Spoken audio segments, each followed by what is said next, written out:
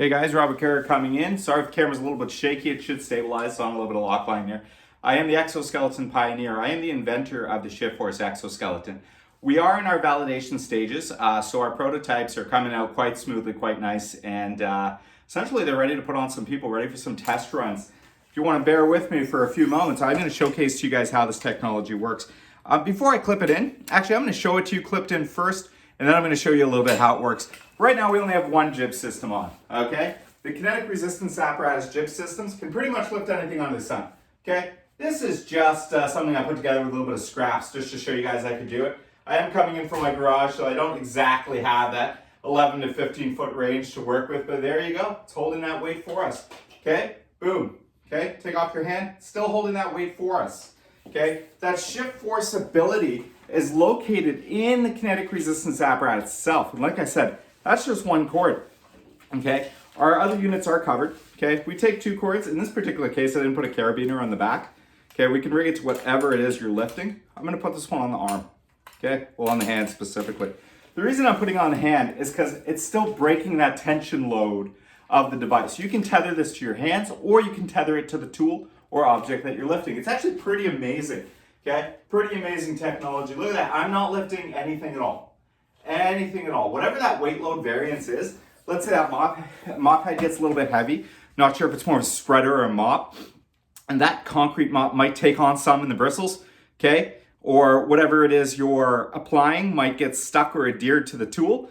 Okay, that's putting the weight maybe around 50 pounds. I don't know. I need to know exactly what you're lifting so I can cater that carabiner to the right location, okay? We'll just put a little slider on there for you. You're off to the races. You might be excited about how this works. You're like, what is this guy actually wearing? Where are those tethers coming from? Okay, this is not a dual cord system. This is not two cords, okay? A lot of people make that mistake. This is a single length of cord wrapped around. Man, this thing's long. I don't know how your workers work with this thing all day. And this is just a pole, right? Okay, that single length of cord wraps around a series of pulleys. Think block and tackle, okay? That series of pulleys is connected to linear lines. Very simple. It's very objective. There's no components that are able to be snapped or broken in there. Let me kind of break it down for you. I actually have the Carriere right here. Okay, this is our basic unit. Okay, like I said, think about a block and tackle. You got your force transmission. If you're lifting a heavier load, I'm going to up the spring tension value. Okay, the pulleys are pretty efficient, depending on how it's working, how it's smoothly transitioning with those cables, and how many, pressure load systems, how many sweeps you're doing per day. We can up the pulleys, and there you go. Right? You have a piece of equipment that'll last a lifetime. Okay, in the palm of your hands while lifting these brushes, while lifting the mops. Flip off the carabiners. We can lift a power tool as well, a broom, a shovel, anything under the sun. Okay, we can move anything under the sun. It's actually really cool because I'm just going to take this off for 30 seconds here. It's quite safe. I like to wear goggles while I'm doing it just in case.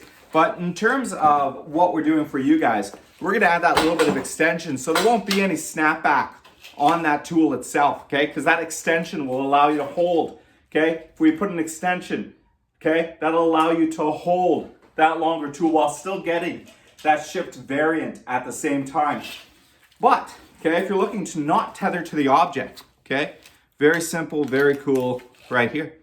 Just tether to the hands, okay? You don't get the same 100% offload reality. You're still gonna get about 80-85% of that offload, okay? You're still gonna get that tendon break on your hands, okay? Your muscles, your tendons, your ligaments on your brachialis, your deltoid, even your anteriors onto your shoulders and backs, they're not gonna feel it, okay? You're not gonna feel that, right? Because we're taking that load. You might have to hold a little bit closer, okay? Depending on the size of your butt, but I'm not feeling this at all, okay? I'm not feeling that sweeper at all, okay? I'm more worried about what's gonna happen when that weight, and it's not a worry, it's more of a curiosity. When that weight increases, like I said, from those concrete bristles or that mop head that might be taking some of that loosened material, that viscous material that might stick to the mop head or the brush head and make that tool even heavier, okay? So I wanna know exactly what that mass load is so I can adjust the fulcrum weight for you. We're off to the races. Like I said, off to the races. Tether it to the device, tether it to your hands, tether it to your brachialis support, your wrist support. You're still good, okay? You're still good. This is the most advanced exoskeleton, probably on planet Earth, okay? Let me just walk away for a few seconds. Just gonna come back and show you. Okay, we're all suited up. Okay, it's pretty rigid as it is, but I wanna make it a little bit more rigid for you. If you're in the construction, cement industries, you know exactly what I'm talking about. I want this to last quite a long time for you guys. In terms of what kind of plastics we're using, this was just made out of basic poly. We're already upped to ABS, so you shouldn't have any worries about integrity at all. We can move up to stainless steel pipings. The internal components, they shouldn't move, they shouldn't break. Never have on me yet. In terms of covers, this is a basic Vivac clear cover, more for demo and presentation purposes, but we can make that a solid cover if you like. We're going to put some sleeves on it so you're not going to have to worry about those components, and if you want it a little bit more machine washable.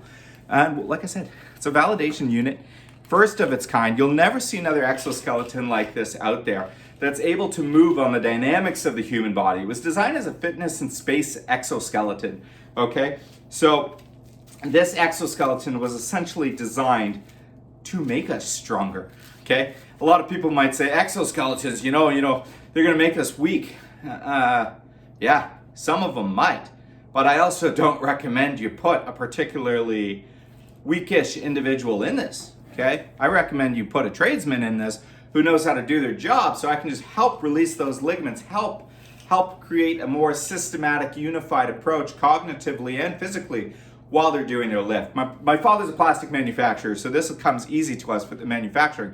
But what I also know is in plastics, we deal with a lot of wobbling. You know, if you've ever moved like a 8-foot sheet, 8 by 12 foot sheet of plastic, it's got a lot of wobble, right? By the end of your shift or by the end of your week or a year, you're saying, where are my tendons? You know, it's all worn away. I got no cartilage left. I got nothing left, right? And your muscles are just fatigued. This is gonna help you because every time you're moving that opposing muscle with you. You can auto draw the tool, okay? You can auto draw the tool by using your dependent arm as your motor, okay? You don't have a motor. There's no motors. There's no batteries.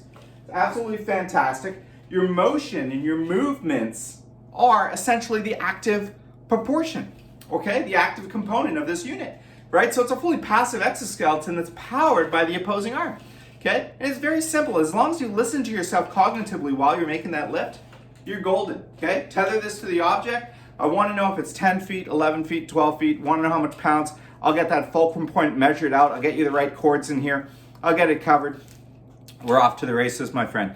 Think about the field you're in. If you're lifting shovels, you're lifting poles, you're lifting tubes, you're lifting rails, you're lifting long-handled objects, this is the item for you. Have a great day, my friends. Enjoy. Hope to hear from you guys soon. And we're up and running. So let's see where this goes. Enjoy. Validation units coming your way. Take it easy, my friends. Bye for now. Up from Canada. Enjoy.